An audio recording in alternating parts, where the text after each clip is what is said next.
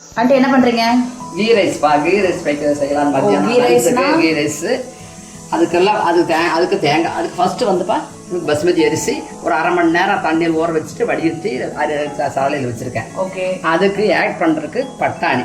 Okay. அதுப்பா தாளிப்பதற்கு பட்டை கிராம்பு 2 ஏலக்காய் ஒரு பிரிஞ்சி தலை இத்தனோடு சோம்பு ஒரு தக்காளி ஒரு ஒரு சின்ன வெங்காயமாக இருந்தால் 2 பெருசாக இருந்தால் 1 பச்சை மிளகாய் 2 புதினா தலை கொத்தமல்லி தலை நமக்கு தேவையான அளவு. அது தாளிக்கிறதுக்கு நெய் ஊற்றி தாளிக்கணும். அப்புறம் இது இஞ்சி பூண்டு விழுது. ஓகே. இது தேங்காய் பால். ஓகே. இது அரிசி எவ்வளோ அளவு சொல்லவே? அரிசி 2 ஆளாக்கு இந்த அளவு இதில் 2 போட்டிருக்கேன். நிறைய 2. ஓகே. 2க்கு நீங்க சொன்ன இந்த இன்கிரீடியன்ஸ் எல்லாம் 2க்கு பட்டாணி எவ்வளவு போடலாம்? நம்ம இஷ்டம். பட்டாணி நமக்கு தேவை இருக்கிற மாதிரி ரொம்ப நிறைய போட்டா நல்லா இருக்கும். ஓகே. இருக்கிற கம்மியா இருந்ததுன்னா பிரச்சனை இல்லை, நல்லா தான். ஓகே. சரி, பண்ண ஆரம்பிக்கலாம். ஓகே, ஸ்டார்ட் பண்ணலாமா? ஓகே. எவ்வளவு தண்ணி ஊத்துறீங்க? ஒரு இதுக்கு 1.5 டம்ளர். 1.5 இதுல ஓகே. 1 டம்ளர் அரிசி எந்த டம்ளர் நீங்க அளக்குறீங்களோ அதுல. ஆமா. 2 டம்ளருக்கு 3 டம்ளர் தண்ணி. ஓகே, ஆரம்பிக்கலாம். ஓகே. முதல்ல அடுப்பை பற்ற வச்சுக்கோங்க. வச்சுட்டீங்களா? ஓகே. கொஞ்சம் குக்கர் கொஞ்சம் சூடாகும். ஓகே. குக்கர் காஞ்சிருச்சுப்பா. ஓகே. ஒரு 2 ஸ்பூன் நெய். 2 ஸ்பூன் போட்டாலே 3 ஸ்பூன் போட்டாலும் பிரச்சனை இல்லை. ஓகே. 3 ஸ்பூன் நெய். இது ஓவர். நெய் காய்ஞ்சிருக்கும். குக்கர் ஒரு பிரிஞ்சி தலை. ஓகே. அதில் போட்டுருது. அப்புறம் அந்த ஸ்டார் 1 பட்டை கிராம்பு ஏலக்காய் சோம்பு. ஓகே. அதையும் போட்டுருவேன்.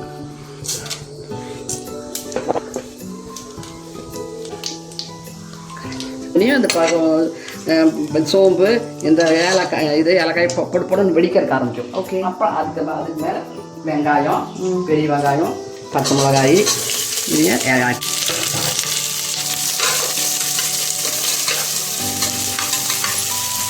வெங்காயம் நல்லா வதங்கணும்னு இல்லை, ஒரு கண்ணாடி பதம் வந்தால் போதும். ஓகே. நல்லா முருகணும் அப்படியெல்லாம். பிரியாணிக்கு தான் அப்படி பண்ணணும். ஆமாம், பிரியாணி தான் நல்லா செவக்கணும். இது அப்படி இல்லை, ஏன்னா கொஞ்சமாக தான் வெங்காயம் போட்டிருக்கோம். அதனால பிரச்சனை இல்லை, அது நல்லா வதங்க வேண்டிய தேவையில்லை. ஓகே.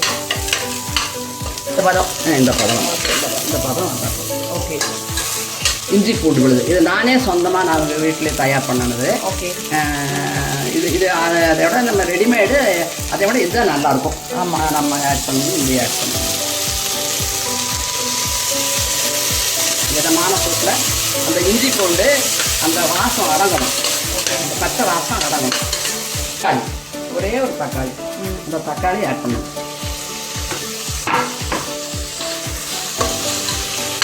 நினைப்பாங்க உப்பு சேர்த்துட்டிங்கன்னா அந்த தக்காளியும் வெங்காயம் சீக்கிரம் வதங்கி கிடைக்கும். ஓகே. நீங்கள் கல்லுப்பு போட்டாலும் சரி, உங்களுக்கு சால்ட்டு போட்டாலும் சரி, உங்களுக்கு எப்படி எது தேவையோ அது யூஸ் பண்ணிக்கலாம். நான் கல்லுப்பு தான் யூஸ் பண்ணுவேன்.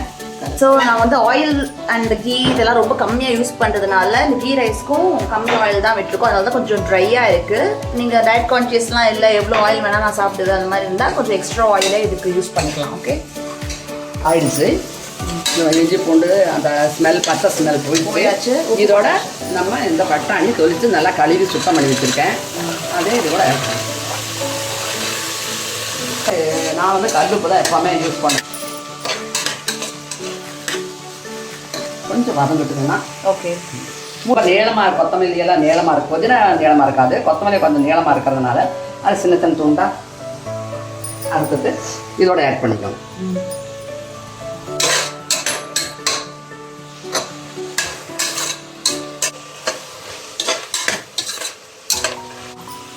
இப்போ நான் அளவு சொன்னலப்பா, அதை நம்ம 3 டம்ளர் மொத்தமாக 3 டம்ளர் தண்ணி ஊற்றணும். அதுக்கு நான் பால் எடுத்து வச்சுருக்கிறேன்.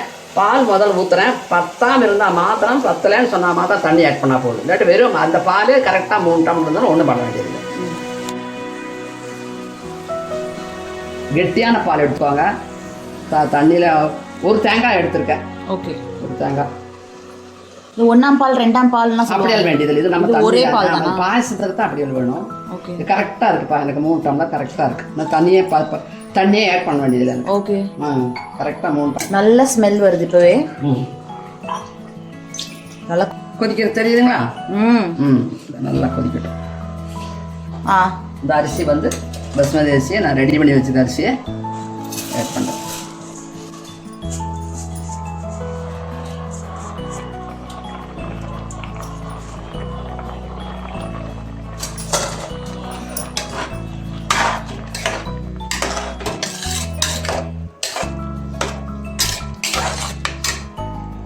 ஓகே.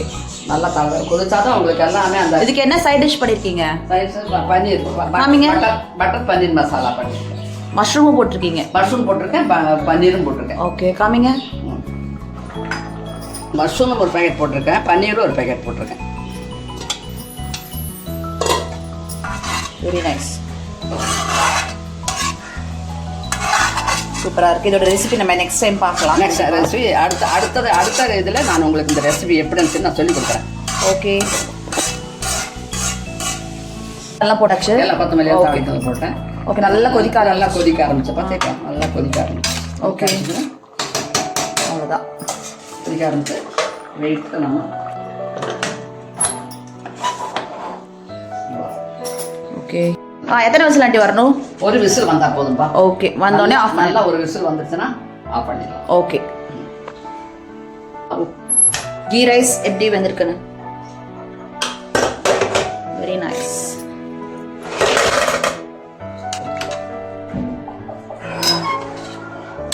ரொம்ப நல்லா இருக்கு. பலனா அப்படியே உதிரியா இருக்கும். Wow super.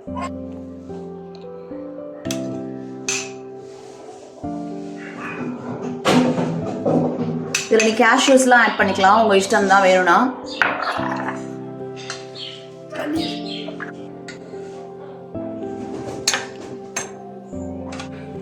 ஓகே, இப்போ டேஸ்ட் பண்ணலாமா?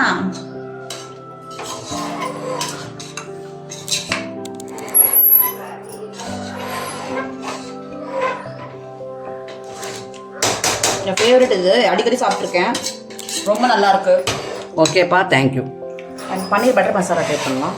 ஆண்டி ஒரே ரைஸ் சூப்பராக இருக்குது. பன்னீர் பட்டர் மசாலா ட்ரை பண்ணலாம்.